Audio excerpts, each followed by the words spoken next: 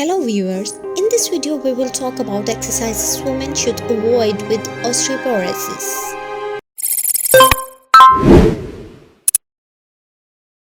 Exercise is absolutely critical in patients with osteoporosis.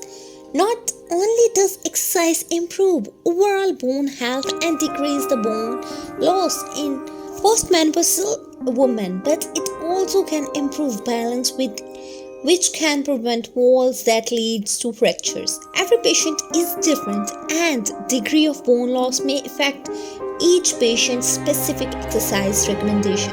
Some are general recommendations. In this video, exercises and physical activity has been shown to increase bone mass in younger patients and bone loss and mitigate bone loss in older patients above 60 years.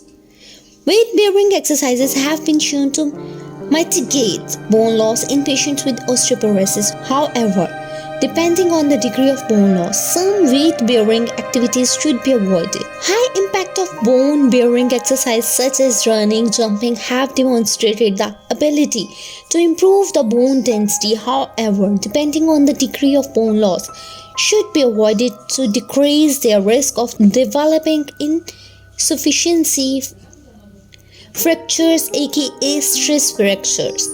As the alternative, low impact weight bearing activities such as walking, stair climbing, dancing and elliptical machines are good options.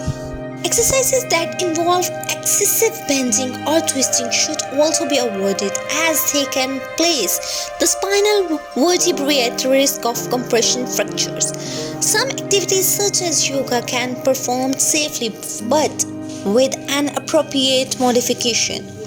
Finally, sports and activities that are associated with a high risk of falls should be avoided in the patients at the risk for fragility fractures. Their sports include but are not limited. So, ice skating and rollerblading are best for them.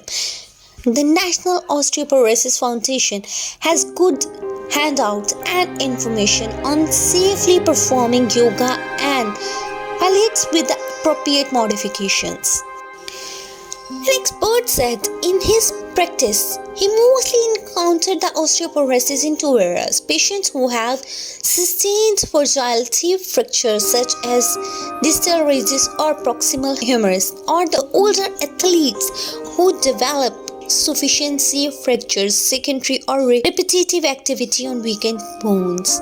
In both of groups, the management of osteoporosis occurs simultaneously, which was the treatment for the fractures. Reversing the osteoporosis may not be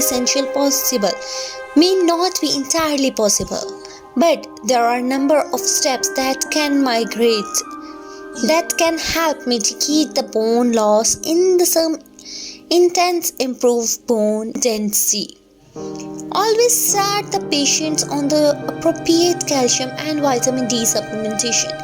I then refer them to an appropriate specialist who is knowledgeable and on the latest medical treatment for the osteoporosis.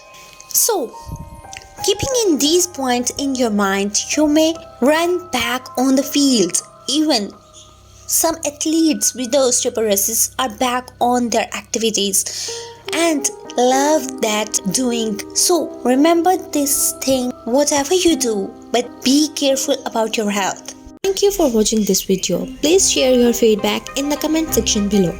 And don't forget to subscribe our channel to get latest video and updates.